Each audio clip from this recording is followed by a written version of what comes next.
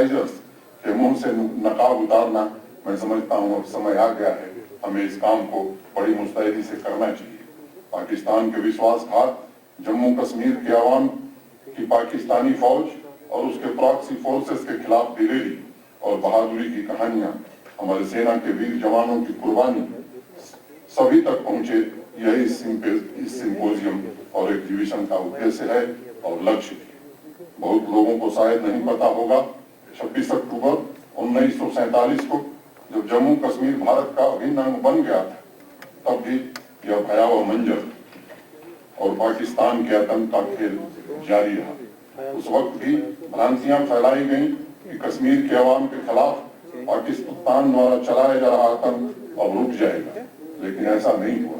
पहले north west frontier province के मुख्यमंत्री खान अब्दुल कयूम खान और फिर खुद जिन्ना ने आदेश दिया कि पाकिस्तान की अतिरिक्त फौज की टुकड़ी को तुरंत बारामूला, श्रीनगर और बनिहाल को कब्जा करने के लिए भेजा जाए। जिन्ना को अतिरिक्त फौज भेजने के मंसूबे के पीछे हटना पड़ा, तो उसकी वजह थी फील्ड मार्शल औसिन लेक, जो उस वक्त पाकिस्तानी फौज के सुप्रीम कमांडर थे। औसिन लेक ने जिन्ना को कहा कि जम्मू कश्मीर का भारत में विलय पूरी तरह से वैधानिक है और अगर अतिरिक्त फौज खोजी जाएगी तब जितने भी ब्रिटिश अफसरान हैं वे त्याग पत्र दे देंगे, तब जाकर के फैसला रुका था। दोस्तों, यह है पाकिस्तान का काला सच। उसने कश्मीरियत का अपमान किया, आतंक के अत्याचार से अवाम का बेरहमी से खून किया।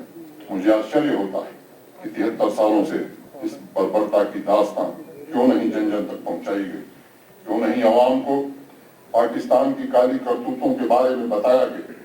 लोगों को यह क्यों नहीं पता कि विलय की अगली सुबह 8:30 बजे हमारे वीर जवानों की टुकड़ी जम्मू कश्मीर के अवाम की रक्षा, कश्मीरियत के एहसास को बचाने के लिए अपने प्राणों की बाजी लगा रही थी।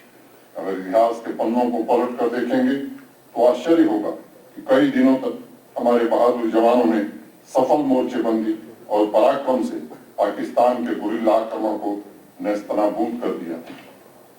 श्रीनगर के उन दिनों की पीढ़ी ने राहत की सांस ली थी जब 4 और 5 नवंबर की रात को शहर की तरफ बढ़ रहे ट्राइबल लश्कर और पाकिस्तानी फौज को श्रीनगर पहुंचने से पहले ही त्रिकलबुल के पास हमारे वीर जवानों ने मौत के घाट उतार दिया था और उनकी साजिश को पूरी तरह से नाकाम कर दिया था। दिल में कश्मीरियत और जुबान पर एक ही नारा, तेरा वैभव अमर रहे मां, हम दिन 4 रहे न रहे। यह हमारी भावना है, यह हमारे वीरों की संस्कृति है।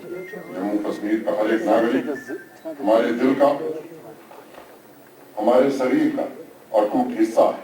2 शरीर भले दिख रहे हों, रूहानी तौर पर हम एक दूसरे से ऐसे जुड़े हैं, ऐसे खुले हैं जैसे धमनियों में दौड़ने वाला लहू। दोस्तों, 22 अक्टूबर काला दिन तो है ही, यह हमारे लिए इतिहास के वह लम्हे हैं जिनसे अल्फाज ढूंढकर बुजुर्ग और युवा पीढ़ी दोनों को अवगत कराना है।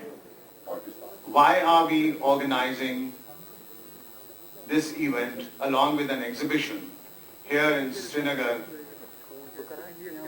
today?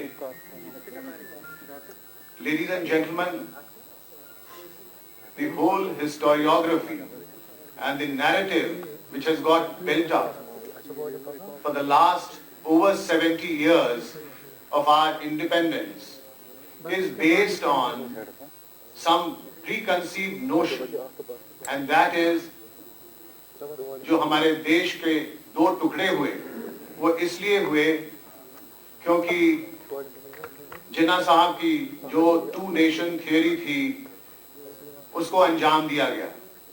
अंजाम किसने दिया? अंजाम दिया जो उस समय हमें रूल कर रहे थे, British government. So thereafter we have actually been only talking about why the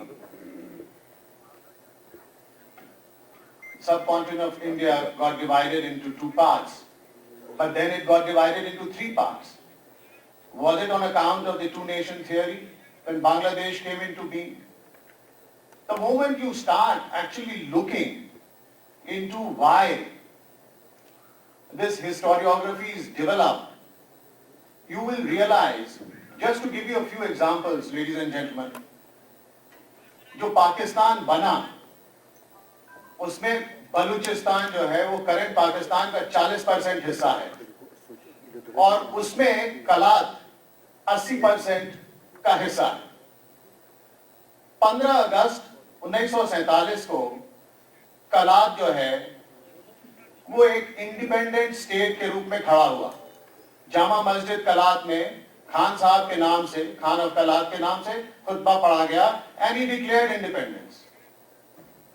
उसी तरीके से नॉर्थ वेस्ट फ्रंटियर प्रोविंस जो पाकिस्तान का एक हिस्सा है, खैबर पख्तूनख्वा, वहां 15 अगस्त को डॉक्टर खान साहब की गवर्नमेंट थी जो कि एक कांग्रेस की गवर्नमेंट थी। पंजाब में मिडिल ऑफ मार्च 1947 तक एक यूनियनिस्ट गवर्नमेंट थी जिसका कि पार्टीशन ऑफ इंडिया से कोई लेना देना नहीं था। उसी तरीके से बंगाल के बारे में एक यूनाइटेड बंगाल सोचा जा रहा था। तारीख के पन्ने अभी जो सेक्रेटरी साहब ने यहाँ पे उभारे और उनमें से जो फैक्ट्स आपकी नोटिस में लाए वो तो सबको उसकी बखूबी इल्मियत है। मैं सिर्फ यहाँ पे 2 मिनट के लिए ये जो 22 अक्टूबर 1947 को यहाँ पे जो इवेंट्स हुए, क्योंकि मैं यहाँ का एक लोकल बाशिंदा, मैं यहाँ पैदा हुआ, मैं यहाँ बड़ा और मेरी फैमिली यहाँ की है, जैसे आप लोग यहाँ के हैं, तो हमको उन इवेंट्स के साथ एक बखूबी वाकफियत है कि यहाँ पे एक्चुअली क्या हुआ। क्योंकि जो आई विटनेस अकाउंट्स थे जो हमारे बाप दादाओं ने हमको सुनाए, जो हमारे रिलेटिव्स जो कुछ उनमें से अब तकरीबन सब गुजर गए हैं, ज्यादातर जो उन्होंने यहाँ पे अकाउंट्स दिए, वो डिस्क्राइब करता है दुश्मन की चालों को, पाकिस्तान की चालों को और उनके नेफरियस डिजाइन्स को, जिसके तहत उन्होंने 22 अक्टूबर 1947 में ट्राइबल्स और मलेशिया की मदद से यहाँ पे रेड किया, खासतौर पे जम्मू कश्मीर के इलाके एनेक्स करने की कोशिश की और इन दैट प्रोसेस जो यहाँ पे जेनोसाइड हुआ, लूट और प्लंडर हुआ, उसकी मिसाल दुनिया में शायद ही कहीं पे हो, ये मैं आपको बता दूं। आप क्योंकि नई जनरेशन को से ताल्लुक रखते हैं तो इसलिए इस चीज की खास जरूरत है कि आपके लिए उस दौर को, उस दिन को रिवाइव किया जाए ताकि आपके जहन में आप जहन नशीन हो जाएं कि यहाँ पे 22 अक्टूबर 1947 को क्या हुआ था। जैसा कि अभी सेक्रेटरी साहब ने बताया, ये कोई खास किसी कम्युनिटी के अगेंस्ट नहीं हुआ, it was across the religion. और जितनी लूट एंड प्लंडर बारामूला, उड़ी और बाकी जगह पे हुई, मुजफ्फराबाद से लेके यहाँ जितनी हुई उसकी कोई मिसाल नहीं है। बारामूला टाउन मैं आपको बताऊं 1947 तक एक बहुत बड़ा बिजनेस हब था। वहां पे it was a seat of literature, business, culture, art. वहां पे डिफरेंट किस्म के वहां पे फ्लोरिश करते थे और उन रेडर्स ने पाकिस्तान फौज की मदद से वहां पे सारा तहस नहस कर दिया। जो हमारे बुजुर्ग हमको बताते हैं, आपके बुजुर्गों ने भी आपको बताया होगा कि दिन दिहाड़े इतना कत्लो गारत हुआ कि ये जो शालटेन का पुल है और जिसको सिंहपुरा का ब्रिज बोलते हैं, ये तकरीबन भरा हुआ था लाशों के साथ। यहाँ पे अक्रॉस, चाहे वो हिंदू हो, सिख हो, मुसलमान हो, उनकी लाशों से ये भरा हुआ था और कत्लो गारत और सिर्फ खून की नदियां बह रही थी। लोग मजबूर हो गए अपना कारोबार छोड़ के, अपने एजुकेशन छोड़ के वहां से भागने में। और लेकिन मैं दाद देता हूं और सलाम पेश करता हूं उन लोगों को जो खास तौर पे हमारे कश्मीरी जो वहां पे थे, बारामूला के और बाकी जगह के जो थे, जो खड़े हो गए हमारी फौज के साथ, एयरफोर्स के साथ, स्टेट पुलिस के साथ, जो खड़े हो गए और उन्होंने एक रेजिलियंस शो किया और इंश्योर किया कि हर तरह की मदद जो है वो हमारी फौज को दी जाए, जिसकी वजह से ये सारा जो अटैक था वो रिपल्स हुआ और आज हम वापस उसको अपने हिस्से को काफी हद तक वापस लेने में कामयाब हुए। मैं अगर पर्सनल आपको अपने घर से बताऊं, मेरी ग्रैंड मदर जो है वो शी इज़ रनिंग अबाउट 112 साल उसकी उम्र है, तो उसने देखा है। और प्लस जहां मैं रहता हूं वहीं पर शहीद मोहम्मद मकबूल शिरवानी रहमतुल्लाह अलैह की कब्र है, जिन्होंने उस टाइम जो पाकिस्तान ने दरिंदाना सिफत कबालियों को यहाँ पर भेजा था और यहाँ पर कश्मीरी पंडितों की औरतों के साथ उनकी इज़्ज़त जो है लूटी गई थी, हमारी माँ बहनों के साथ गलत किया गया था, माल मवेशियों को वो ज़िंदा खाए जाते थे वो दरिंदे लोग।